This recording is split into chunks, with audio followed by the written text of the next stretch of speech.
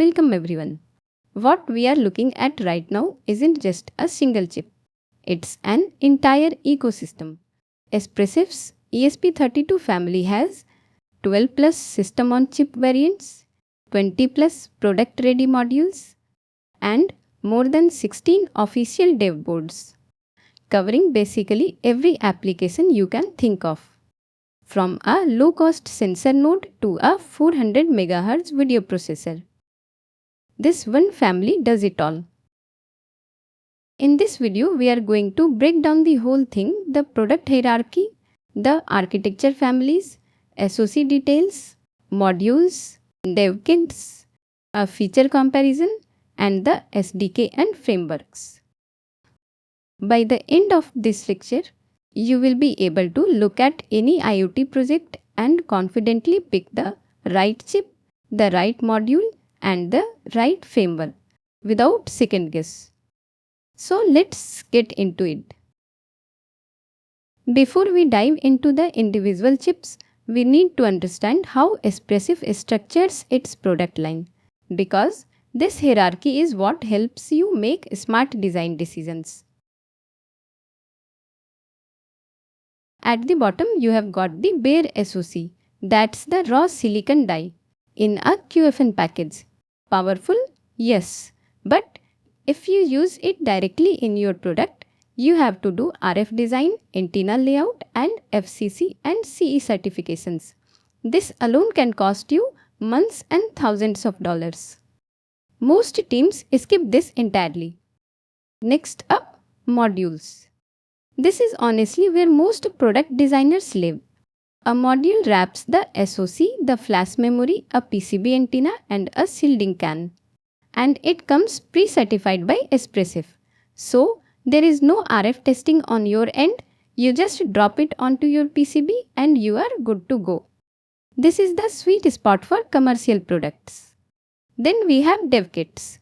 For development boards with USB bridge, voltage regulators, and every GPIO broken out. These are your prototyping workhorse, fast to wire up and easy to debug. But DevKits are not meant for your final products, mainly because they typically use linear voltage regulators that burns far more power than they should. And finally, the end product, your custom PCB, your enclosure, your firmware. The golden rule here is prototype with DevKits and ship with modules. Architecture families. ESP32 chips are built on two CPU architectures, split across 4 families. Getting familiar with these will save you a lot of confusion later. Classic and S series. These run on Tensilica's Extensa core, LX6 on the original ESP32, upgraded to LX7 for S2 and S3. These are your high performance chips with dual core options, PSRAM support, USB OTG, and the S3 even adds AI vector acceleration.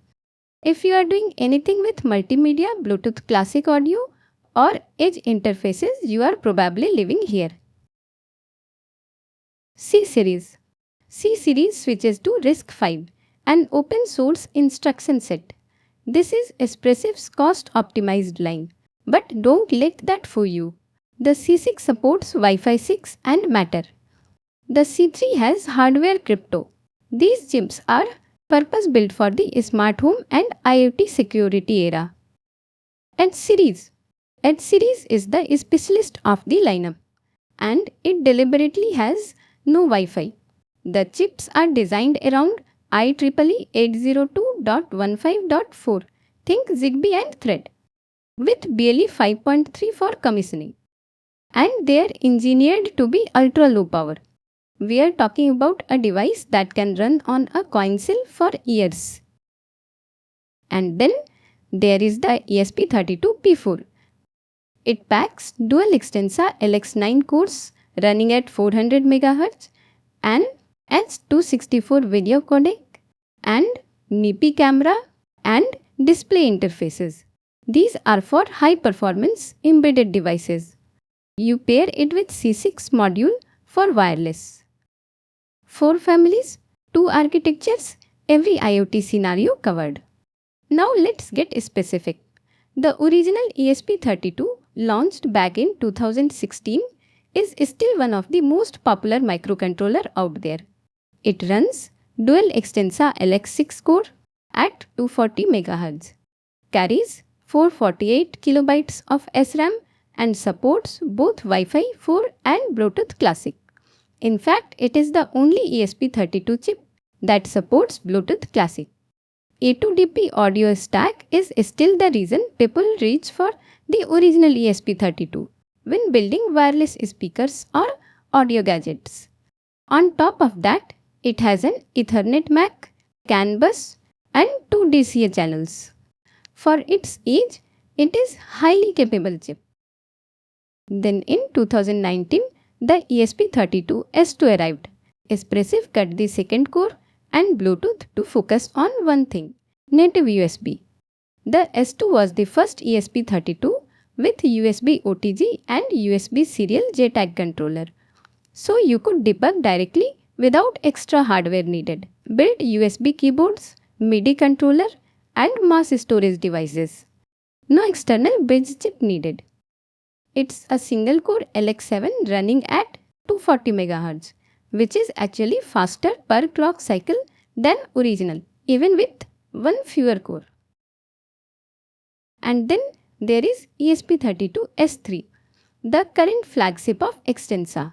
2 LX7 cores, 512 kilobytes of RAM, up to 16 MB of PSRAM, BLE 5.0 USB OTG and the Pi vector instruction set for AI acceleration.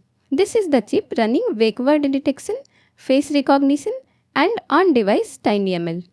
If someone asks me what is the best all-round ESP32, the S3 is almost always the answer. There are 5 SoCs in the C series, each hitting a different cost and capability point. ESP32 C2 is the entry point, a single RISC-V core running at 120 MHz with 4 MB of built-in flash. Wi-Fi 4, BLE 5.0, it's perfect for smart plugs, BLE beacons, LED controller, anything where budget is the number one constraint. ESP32 C3. ESP32 C3 steps things up nicely, running at 160 MHz with 400 kilobytes of SRAM, and it adds hardware cryptographic accelerators for AES, RSA and ECC. And this is big one. The C3 is honestly why secure IoT became affordable. Medical sensors, industrial nodes, smart rocks, the C3 is everywhere. ESP32 C5 is brand new and is launched in 2025 and it supports dual band Wi-Fi 6, both 2.4 and 5 GHz, plus Zigbee and Thread. That 5 GHz support means your device isn't fighting for airtime with every microwave and baby monitor in the building. ESP32 C6. It supports the Matter, Wi-Fi 6 on 2.4 GHz, BLE 5.3, 802.15.4 for Zigbee and Thread, and a dedicated low-power RISC-V core that keeps running while the main core sleeps. Building a Matter certified device today? Start here. ESP32 C61 is essentially a budget-friendly C6, Wi-Fi 6 but without 802.15.4 radio or the LP core. Think of it as C3 with a Wi-Fi upgrade. H series and P series. The H series chips are quite specialists. The ESP32 H2 launched in 2022 has no Wi-Fi by design. It runs Zigbee and Thread over 802.15.4, uses BLE 5.3 for commissioning, and achieves a deep sleep current of just 8 microamps. We are talking years of operation on just 2 AA batteries. Smart bulbs, door sensors, occupancy detectors, this is their specialization. ESP32 H4 is the dual core upgrade in 2025. Same philosophy as the H2 and with more processing power for miscoordinated rules. Now at the completely opposite end of the spectrum, ESP32 P4. It runs 2 2 Extensa LX9 cores running at 400 MHz. It packs 768 kilobytes of on-chip SRAM, supports up to 32 megabytes of external PSRAM, and includes hardware H264 video encode and decode, MIPI CSI camera input, MIPI DSI display output, USB 2.0 high speed, 54 GPIO pins, and trust zone security. The P4 is going after market that previously required NXP IMX or Rockchip processors, IP camera, video doorbells, industrial HMI panels, and robot controllers. There is no radio on chip, though Espressif expects you to pair it with C6 module over SPI. ESP32 modules. Modules are where engineering meets business reality. Every module on this slide is FCC, CE and IC pre-certified by Espressif. Getting that certification yourself typically takes 6 to 12 weeks and can cost lakhs of rupees. Modules give you that for free. WROOM modules are the workhorse of the lineup. The ESP32 WROOM 32 is literally the world's most widely deployed ESP32 module, offering 38 GPIOs in a 18 x 25.5 mm footprint, with your choice of PCB or UFL antenna. Rover variant built on that by adding 8 MB of PSRAM, which you will need if you are doing camera feeds, large buffers, or any serious in-memory processing. Mini form factor trade some GPIO counts for compactness. The C3 Mini measures just 13.2 x 16.6 mm, making it the smallest module Espressif produces. S3 module brings AI acceleration and USB OTG to the module world.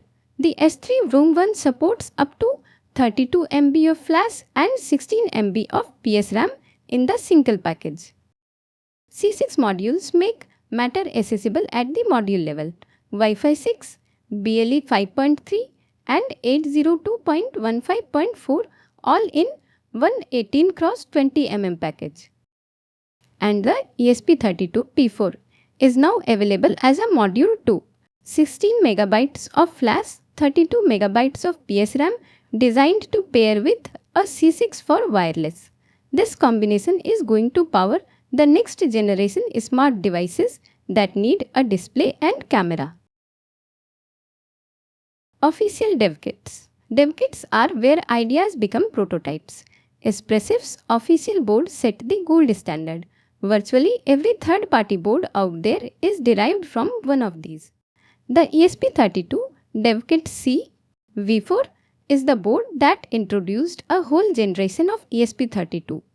Micro USB, a CP2102 bridge, all pins broken out and fully breadboard friendly.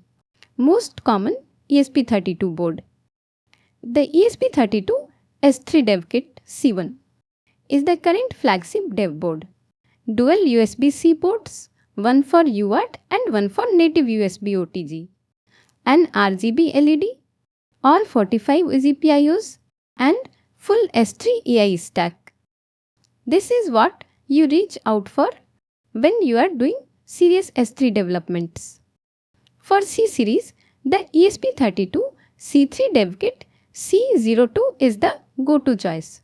USB-C with integrated serial JTAG, a RGB LED, 22 GPIOs and hardware crypto. Great for secure IoT projects. The ESP32 C6 DevKit C1 and M1 brings Wi-Fi 6 and Matter to your disk, enabling Thread and Zigbee testing without any external hardware. The ESP32 H2 DevKit M1 is the Thread Zigbee specialist. No Wi-Fi, focused on 802.15.4 low power mesh development. For demos and showcase, the ESP32 P4 Function EV is great. A 4-inch touch display, a 2 megapixel camera, an audio codec, HDMI and full P4 AI and video stack in one board. And ESP Vocat AI voice kit features a round 1.85-inch touch display, and a dual mic array designed specifically for LLM voice assistant talking to GPT or Gemini. The comparison matrix is for visual reference. I am not going to read every cell, but let me call out the pattern that actually matters. Starting with Bluetooth Classic, only the original ESP32 has it, so if your project needs A2DP audio, you literally have one chip to choose from. For USB OTG full speed, that is S2 and S3 only. Zigbee and Thread 802.15.4 is available on the C6, C5, H2 and H4, but only the H series chip have no Wi-Fi at all, which makes them the clean pick for pure mesh networks. On the AI acceleration front, that's exclusively to the S3 on the Extensa side, while the P4 adds H264 hardware video at the high end. For PSRAM, look at the P4. 32 MB of external PSRAM support, which is workstation level memory by embedded standards. And on sleep current, the C2, C3 and original ESP32 are lowest at around 5 microamps, while the H2 sits slightly higher at 8 microamps due to its 802.15.4 radio. On pricing, the C2 is ultra budget and P4 costs more. Use this matrix as a filter. Start with you must have column, cross off what doesn't fit, and you will almost always land on one or two candidates. Application domains. Now let's connect silicon to actual real-world use cases. For a smart home, go with C6 or C5. Matter is the future of home automation, and these chips speak it natively. For Bluetooth audio, it's original ESP32 every time, since it's the only one that BT Classic A2DP support. If you are doing AI and TinyML, wake word face recognition, gesture detection, the ESP32 S3 with PSRAM is your chip, because that's exactly what the Pi instruction set was built for. For video and camera, the P4 handles heavy lifting, while S3 is the cost-efficient option for simple JPEG capture. Similarly, for HMI and display, use the P4 for large MIPI panels and the S3 for smaller LCD interfaces. For USB devices, building a custom USB HID device, the S2 and S3 are your only options. Zigbee and Thread end nodes, go for the H2 or H4, where you get low power with no Wi-Fi overhead. For industrial IoT, the original ESP32 or S3 gives you CAN bus, Ethernet MAC and Modbus over RS485 industrial standard. Security critical application, call for the C3 or C6 with their hardware root of trust, secure boot and flash encryption. For ultra low power sensors that need sub 10 microamp sleep current and running on coin cell for lifetime, go with the C2 or H2. For education and maker projects, the original ESP32 or S3 are the best choices. The Arduino and MicroPython communities are largest here. And for voice AI and LLM interfaces, the S3 with ESP-SR and ESP-ADF covers both cloud LLM and local wake word. SDK and frameworks. There are 5 frameworks to choose from, each suited to a different kind of developer, and knowing which one to pick will have a real impact on your productivity. ESP-IDF is the professional framework, C and C++ running on FreeRTOS with full access to every peripheral on every chip variant. The learning curve is steeper, but you are never boxed in by any abstraction layer, and that matters when you are building production firmware. Arduino ESP32. Arduino ESP32 is where most makers and students start. You get the familiar setup and loop model, thousands of existing Arduino libraries, and it works in both Arduino IDE and Platform IO. You give up a bit of control and efficiency, but for 80% of projects you will honestly never notice. MicroPython. MicroPython brings Python 3 to the microcontroller, an interactive REPL, fast iteration, and a low barrier to teaching. The trade-off is performance and memory, since Python is heavier than C, but for sensor reads, web servers, and MQTT clients, it's completely viable. ESP Home. ESP Home is quite remarkable. It is entirely YAML based, requires zero code, and integrates directly with the Home assistants out of the box. It covers 400 sensors and components. So, if someone wants to build a smart home device but has never written code before, ESP Home is the answer. ESP Rainmaker.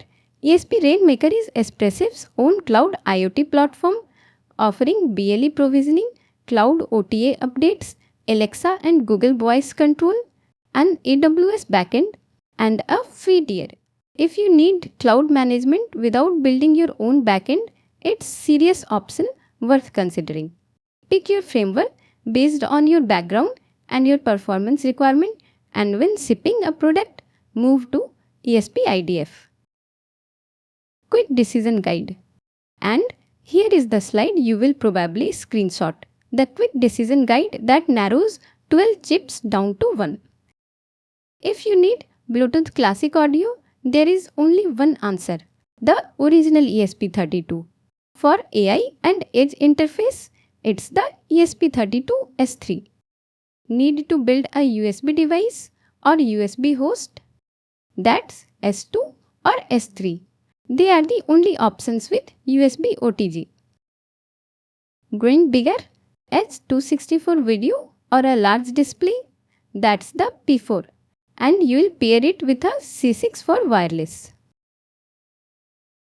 If you want Matter without Wi-Fi, a pure mesh network, go with the H2 or H4. But if you want Matter with Wi-Fi 6, the C6 is the sweet spot. Need dual band 5 GHz Wi-Fi? The C5 is the only chip in the family that does it. Chasing absolute low cost, the C2 comes in a lowest cost a unit. For maximum security, secure boot and hardware crypto, it's the C3 or C6. And finally, if you are ready to build a product and not just a prototype, always use a module, WROOM, Rover or Mini. Pre-certified and plug and go. That's the entire ESP32 ecosystem. 12 chips, one consistent software stack. If you found it useful, drop a like. It really helps the channel. I'll see you in the next one. Thank you.